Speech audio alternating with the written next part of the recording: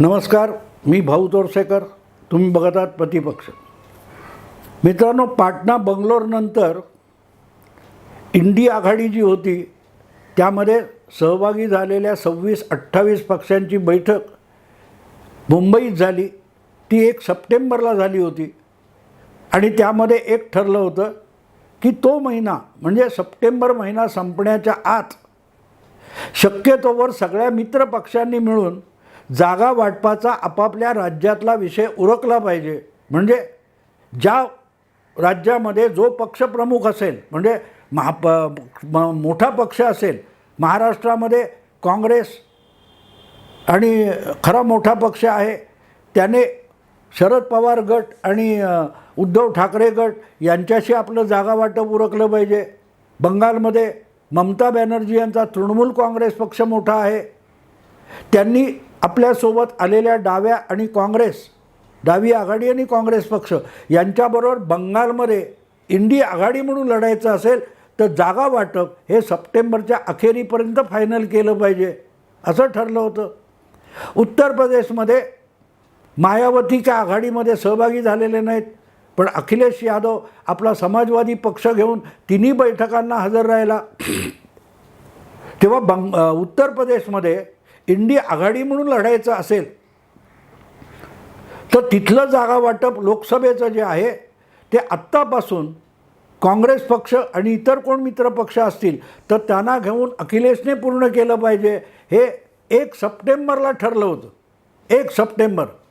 त्याला आता किती दिवस झालेत बघा. मी बोलतोय ती तारीख मला वाटते 20 तारीख आहे आणि अजूनही असं कुठल्याही राज्यातलं लोकसभेचं जागा वाटप होऊ शकलेलं नाही. आणि दरम्यान 5 विधानसभा वेगवेगळ्या 5 विधानसभा ज्या आहेत राज्यांच्या तिथे निवडणुका होणार आहेत.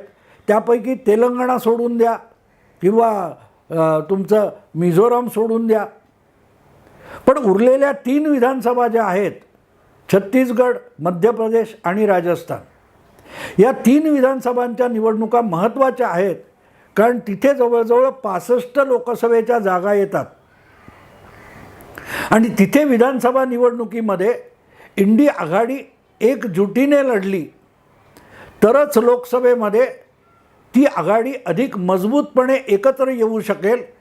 कारण प्रत्यक्ष जेव्हा निवडणूक असते तेव्हा मित्रपक्षांचे कार्यकर्ते एकमेकांच्या खांद्याला खांदा लावून लढतात आणि जी एकजूट दाखवतात त्याचा परिणाम आणि फायदा पुढच्या प्रत्येक निवडणुकीत किंवा प्रत्येक राजकीय कारवाईमध्ये मिळत असतो. पण इथे गंमत अशी झालेली आहे की छत्तीसगड, मध्य प्रदेश आणि राजस्थान या 3 ठिकाणी काँग्रेस हा प्रमुख पक्ष आहे आणि इंडी आघाडीत सहभागी झालेल्या इतर छोट्या पक्षांना आपल्या जागा वाटपामध्ये विधानसभेच्या सामावून घ्यायला काँग्रेस पक्ष बिलकुल तयार नाही आहे. राजस्थान असो किंवा मध्य प्रदेश असो, तिथे तर काँग्रेसमध्येच गटागटांची मारामारी आहे. पण तीसुद्धा आपण बाजूला ठेवू. कान धरून राहुल गांधी त्यांना शिस्तीत बसवतील हे पण आपण गृहीत धरू. पण मुद्दा असा आहे की मध्य प्रदेशमध्ये आणि राजस्थानमध्ये, काही प्रमाणात छत्तीसगडमध्ये मायावतींचा बहुजन समाज पक्ष वारंवार गेल्या 20-30 वर्षापासून निवडणुका लढवतोय आणि काही प्रमाणात त्यांनी आपला एक मतदारांचा गट तयार केलेला आहे ज्याला त्यांची छोटी का होईना पण व्होट बँक म्हणता येईल. ती या इंडी आघाडीपासून पहिल्या फटक्यात विरोधात आहे, ती बरोबर गेलेली नाही. म्हणजे भाजप आणि काँग्रेस यांना सोडून आपण स्वतंत्रपणे लढणार हा मायावतींचा दावा आहे.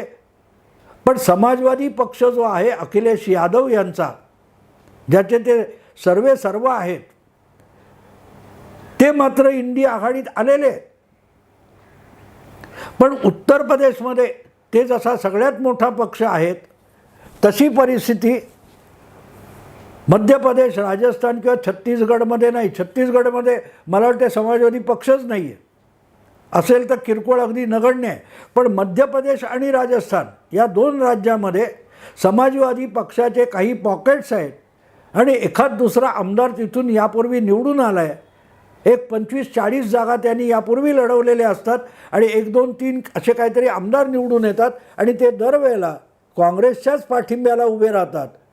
पण निवडणुका लढताना काँग्रेस त्यांना बरोबर घेत नाही आणि हे काँग्रेसबरोबर जात नाहीत, कारण त्यांना आवश्यक आहेत, मागणी आहे तितक्या जागा काँग्रेस सोडत नाही. आणि आता परत नेमकी तीच परिस्थिती आलेली आहे. पण एक त्याच्यामध्ये गंमत अशी आहे की पाटणा, बंगलोर, मुंबई इथे मोठ्या उत्साहात आलेले जे अखिलेश यादव आहेत त्यांना काँग्रेसचे कमलनाथ मध्य प्रदेशात सोबत घ्यायला बिलकुल तयार नाहीत. आता हा उत्तर प्रदेशच्या लगतचं राज्य आहे, त्यामुळे तिथे काही प्रमाणात समाजवादी पक्षाचा निदान सीमा भागामध्ये प्रभाव असू शकतो.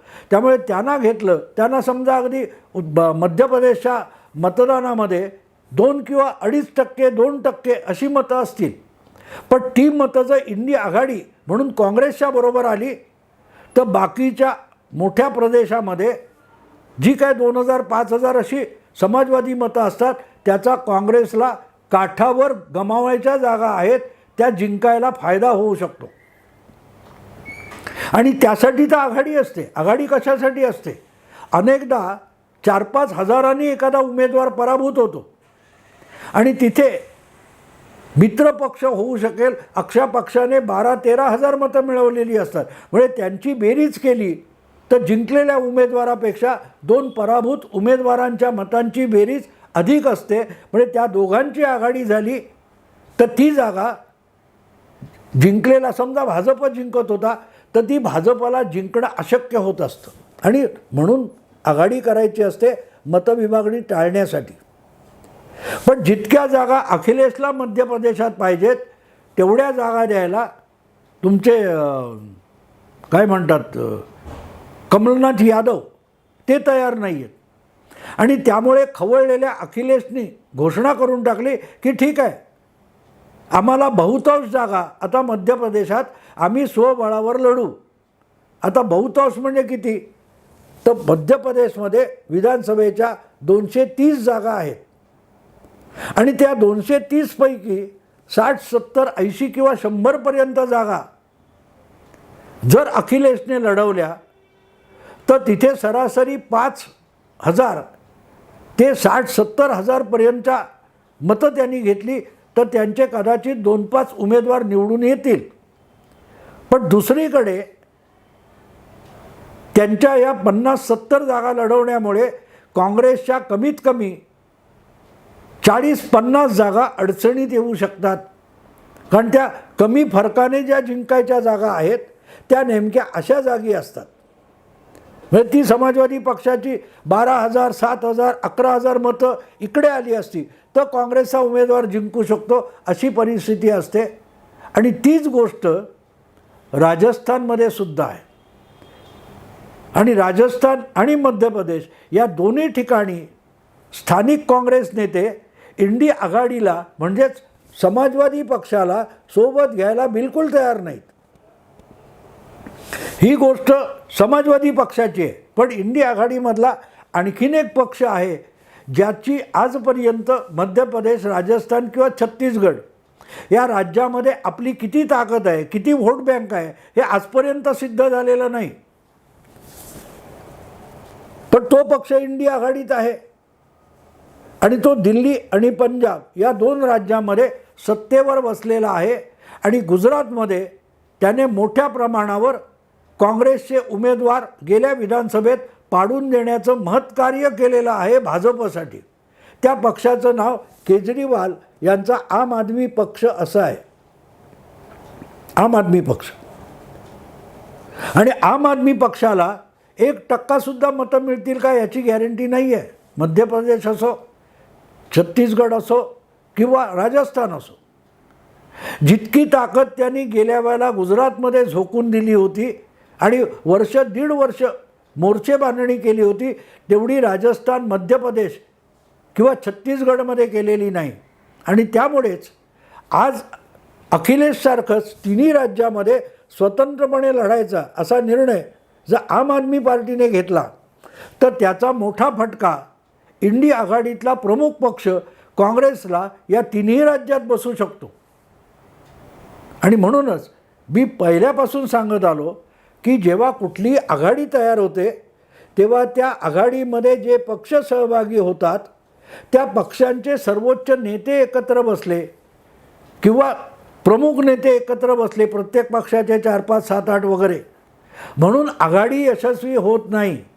आघाडी यशस्वी होण्यासाठी तळागाळापर्यंत, तालुका, जिल्हा आणि मतदारसंघापर्यंत त्या पक्षातल्या कार्यकर्त्यांनी एकमेकासाठी जीवाभावाने लढायला पुढे आलं पाहिजे. एकमेकाला पाडण्यासाठी नव्हे, तर आपण दुसऱ्याला काय देऊ शकतो या तत्वावर आघाडी यशस्वी होत असते. दुसरा मला पक्ष काय देणार आहे या आधारावर आघाडी यशस्वी होत नाही. आघाडी यशस्वी होण्यासाठी मी दुसऱ्या पक्षाला, मित्र पक्षाला काय देणार आहे याला प्राधान्य असतं. आणि इथे आपण बघतो की इंडी आघाडी म्हणून एकत्र आलेले, संमेलनं करणारे जे पक्ष आहेत, त्या पक्षांमध्ये प्रत्येकाचा मुद्दा असा आहे की दुसरा मला काय देणार आहे. अगदी पहिली बैठक झाली पाटण्यामध्ये, तेव्हासुद्धा तिथे केजरीवाल यांनी एक अट घातली होती की आघाडी म्हणून एकत्र येत असाल तर राज्यसभेमध्ये जो दिल्लीचा सेवा विषयक प्रस्ताव आहे, सेवा विधेयक काय आहे, ते पराभूत करायला इंडी आघाडीत येऊ इच्छिणाऱ्या सगळ्या पक्षांनी आम आदमी पक्षाच्या बाजूने उभं राहून भाजपच्या वतीने आणला जाणारा तो प्रस्ताव मोदी सरकारचा राज्यसभेत पराभूत केला पाहिजे. पण त्याला त्याच संमेलनामध्ये काँग्रेसचे अध्यक्ष मल्लिकार्जुन खरगे यांनी साफ नकार दिला होता. अशा कुठल्याही अटी घालून आघाडी यशस्वी होऊ शकणार नाही. तेव्हा अटी घालून आघाडीमध्ये कोणी येऊ नये हे पाटण्यातच खरगे म्हणाले होते. आता तो प्रस्ताव मागे पडला आहे, पण भूमिका सरळ होते की मला या आघाडीचा जास्तीत जास्त फायदा कसा घेता येईल या विचाराने प्रत्येक पक्षाचा नेता आघाडीत आलेला आहे. पण आघाडीला माझा फायदा होईल असं योगदान मी काय देऊ शकतो अशी कुठलीही भूमिका कुठल्याही पक्षाच्या डोक्यात नाही. आणि म्हणूनच काँग्रेस जर मध्य प्रदेशच्या निवडणुकीत आपल्याला सोबत घेऊन आम्हाला अपेक्षित आहेत त्याच्या जवळपास काही जागा तरी समाजवादी पक्षाला सोडणार नसेल तर आम्हाला शक्य होतील तितक्या जागा लढवू. आणि एकदा त्या लढवल्या की त्यानंतर लोकसभेत काँग्रेसबरोबर किंवा इंडी आघाडीबरोबर आम्ही कुठलंही जागा वाटप करणार नाही असं अखिलेश यादवनी आत्ताच जाहीर करून टाकलेलं आहे. याचा अर्थ मित्रांनो असा होतो की लोकसभेची निवडणूक अजून घोषितसुद्धा झालेली नाही, 7 महिने शिल्लक आहेत.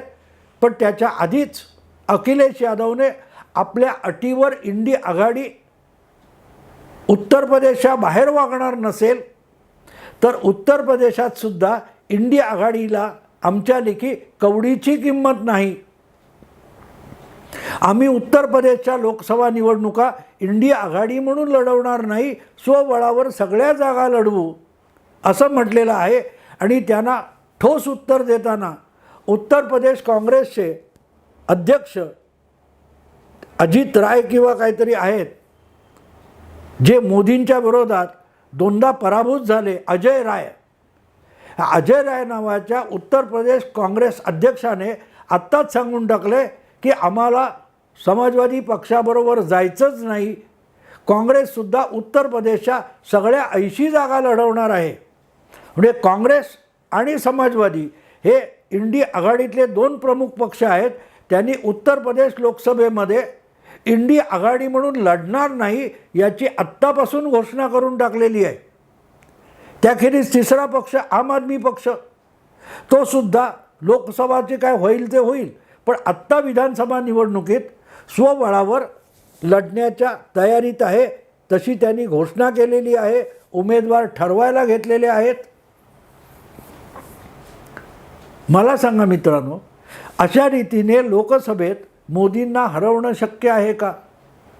कारण वारंवार, आज नव्हे, गेल्या 10-15 वर्षापासून मोदी विरोधात किंवा त्याच्या आधी भाजप विरोधात ज्या ज्या आघाड्या बनवल्या जात होत्या त्या प्रत्येक वेळेला विश्लेषण करताना मी एक भूमिका सातत्याने मांडत आलो की आघाडी बनवली जाते, ती आघाडी जर जपून चालवली नाही तर आघाडीचं तारू किंवा नौका आहे ती जागा वाटपाच्या खडकावर जाऊन आपटते आणि फुटते आणि त्या आघाडीत बसलेले सगळेच्या सगळे त्या आघाडीच्या नौकेतले लोक बुडून मारतात. आत्तासुद्धा पाटणा, बंगलोर, मुंबई इथे जे काही झालं आहे त्यानंतर महाराष्ट्रात सुद्धा उद्धव ठाकरे, नाना पटोले किंवा शरद पवार मिळून इंडी आघाडीचं लोकसभेचं जागा वाटप करू शकलेले नाहीत. कारण प्रत्येकाला अधिक जागा पाहिजेत. उद्धव ठाकरे यांचे 5 खासदार आहेत, शरद पवारांचे 3 खासदार आहेत, काँग्रेसचा 1 होता तोही सध्या मरण पावलेला आहे, त्यामुळे महाराष्ट्रात काँग्रेसचा लोकसभेचा एकही खासदार नाही. पण काँग्रेसला निम्म्याहून अधिक जागा पाहिजेत, शिवसेनेला 22 जागा पाहिजेत, राष्ट्रवादी सुळे गटाला 16 जागा पाहिजेत. आता ह्या सगळ्यांची बेरीज करायची तर महाराष्ट्रात लोकसभेच्या कमीत कमी 60-70 जागा असल्या तरच इंडी आघाडीतलं जागा वाटप यशस्वीरित्या होऊ शकेल. पण त्याचा चान्स मला दिसत नाही. कारण आघाडीचं मूलतत्व जे आहे ते लक्षात घ्यावं लागतं. जे लढाईमध्ये उतरलेल्या सैनिकांचं असतं, लढाईमध्ये जे सैनिक आपण बघितलं ना, ते गलवान खोऱ्यामध्ये बिन हत्याराची चीनी आणि भारतीय सैनिकांची लढाई झाली, ज्याच्यामध्ये बंदुकीची गोळी वापरली गेली नाही, लाथाबुक्क्यांनी काठ्यांनी मारामारी झाली. त्यामध्ये भारताचे काय 20-22 सैनिक मारले गेले आणि चीनचेही 40-42 सैनिक मारले गेले. हे सगळे सैनिक एकमेकांना आपल्या सहकाऱ्यांसाठी प्राणपणाला लावून लढत होते.